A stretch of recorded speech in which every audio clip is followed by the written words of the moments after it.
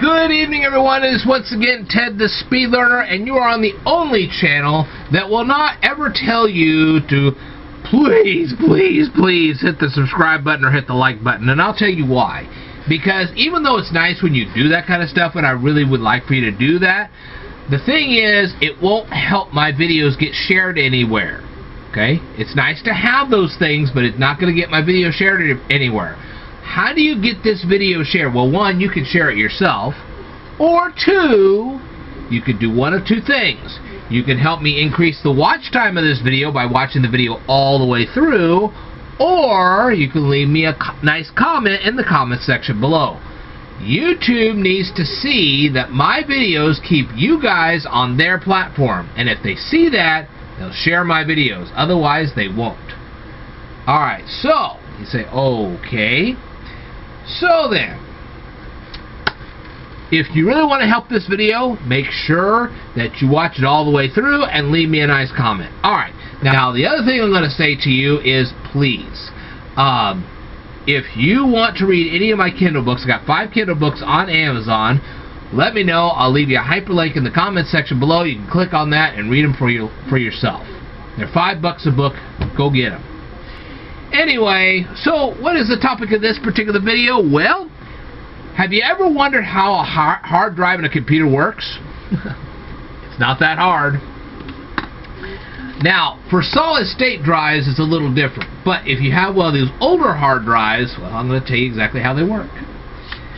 What you do is you have an actual disk inside the hard drive. And then you have this little needle, like this. And it's very similar to a record player. This disc will spin, okay?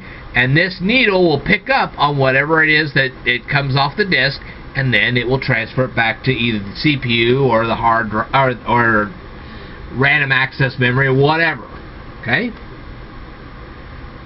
Now then, let me expand on this just a little bit, okay? Now, in recent videos, I've been covering topics like, and I've been covering electrical topics like volt, amp, watt. I even presented an introduction to transistors, and actually tonight I actually presented a discussion on unipolar transistors. I hope you check it out. So, let's introduce you to computer hard drives. Now,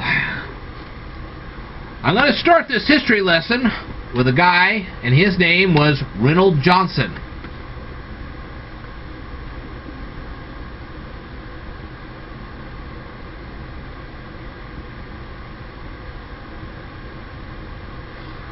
Reynold Johnson. And he used to be a high school teacher in Michigan. That is the state of Michigan here in the United States. His first invention was an electromechanical device. This device helped him automate the grading of pencil-marked multiple-choice tests. Have you ever seen those tests? And SAT, the first test would come to your mind would be the SAT or the ACT, and what you'd have is multiple-choice answers, and you'd mark them with a number 2 lead pencil. There you go. Although I have to say that in modern times, those pencils are graphite. They're not real lead. When I was a kid, way back in the day, they could be lead, real lead. So graphite slowly changed all that. By the time I got out of high school, there wasn't lead in any pencils. But if you were back in the 1970s, you might find yourself with a real lead pencil. Okay. So anyway, what this Reynold Johnson did was he created a machine that could read those multiple choice tests and determine whether the person gave the right answers or not. Okay? Now, did anyone help Mr. Johnson create this electromechanical device? Well, the answer is yes. 2 students who were convicted of stealing a radio from a school that Mr. Johnson was teaching in were given a chance to redeem themselves by working with Mr. Johnson. Okay? When Mr. Johnson and his assistants were finished building this electromechanical device, they presented it to the International Business Machines Corporation, otherwise known as IBM. But there was just a little problem. No one in his company was interested in their invention. Okay? But not all hope was lost. Oh no. Mr. Johnson and his two assistants decided to travel to the Columbia University in New York City. And they met a guy by the name of Benjamin Wood.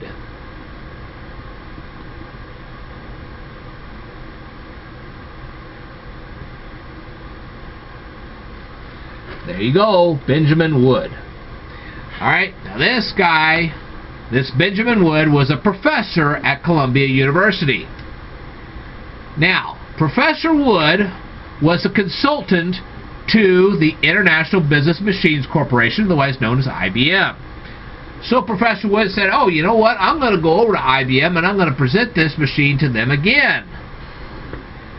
And the thing was that Professor Wood was the person who actually created the multiple choice test in the first place. So he thought this machine would be a fantastic idea. Well, you might think that's the end of the story, but unfortunately you'd be wrong. Professor Wood presented this machine all right to the IBM Corporation, but IBM said, hey, we're still not interested. They said, go suck an egg, and they told this Benjamin Wood to leave. All right.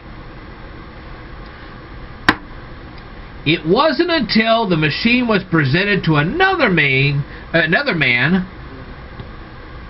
that man's name was Thomas J. Watson Sr.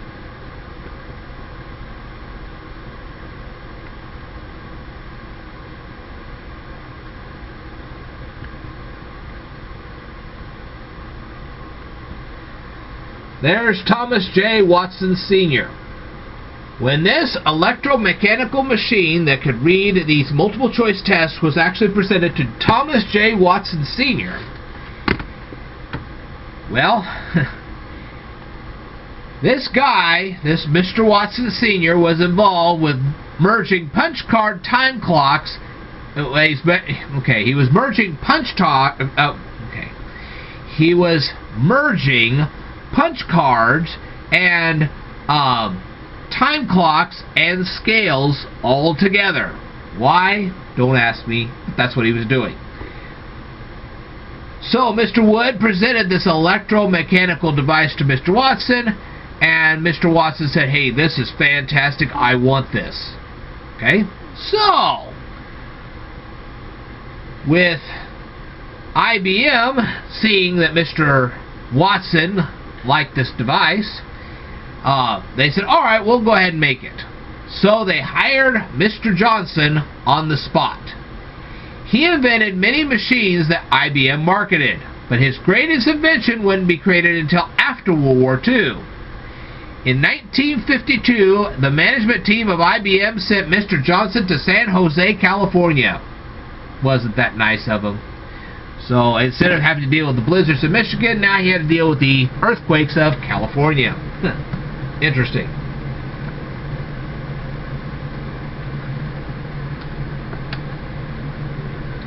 So Mr. Johnson decided to work on a couple of projects. The first project he wanted to work on was storing data randomly. Why was this important? Well, have you ever seen a stack of punch cards? What if you had to look through a stack of punch cards just to find a person's name, or their address, or their phone number, or anything else for that matter? It could take forever depending on how many cards are in the stack.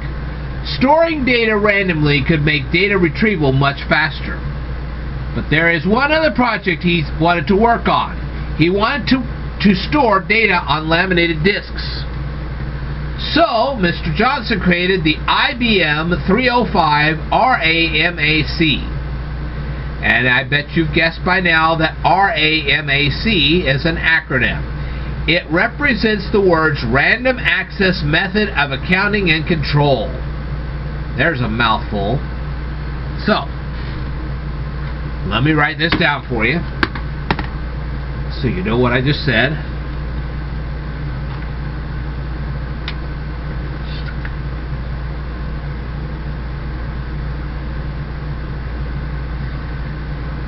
So there's the acronym, and it stands for Random Access Method of Accounting and Control.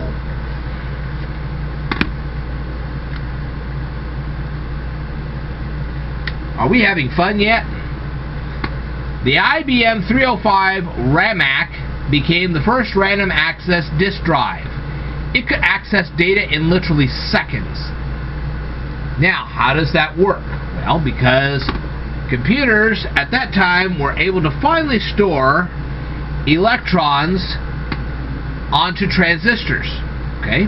And what happened was that either a transistor had electrons in it or it didn't. And if it had electrons, then it was considered a number 1. If it didn't, it was considered a number 0. Why does that sound so utterly familiar? Well, that's because that you have something called the binary language. Okay? And this is where we get our bit and our byte. Okay? And so if you had a bit, it would be a 1 or a 0. If you have a byte, it has 8 different bits. Okay? So if you have a bit, you have either 1 or 0. A combination of 8 of those bits forms a byte. Okay. Now, this technology eventually led to the creation of relational databases. Do you recall that I made a whole series of HTML lessons where I discussed XML and the EXIST database? A hard drive stores digital data on a magnetic material that covers a rigid rotating disk. Okay, so you remember how earlier in this video I showed you a disk and it was like a record player? Okay, there is a magnetic coating on that disk. That's how the electrical impulses travel from the hard disk straight into that little needle arm, which then travels either to the CPU or to the random access memory. Now,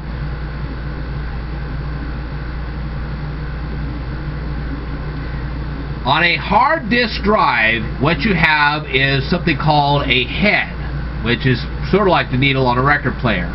And it hovers over the magnetic material that covers the rigid rotating disk. The CPU of your computer instructs the heads in the hard disk drive. These instructions tell the heads where to find the data and where to store the data in the random access memory of the computer. If you want more information about these hard disk drives, feel free to read the web articles that I've included down here in the description below. Alright, I will tell you more in a future video, so I'd like for you to stay tuned.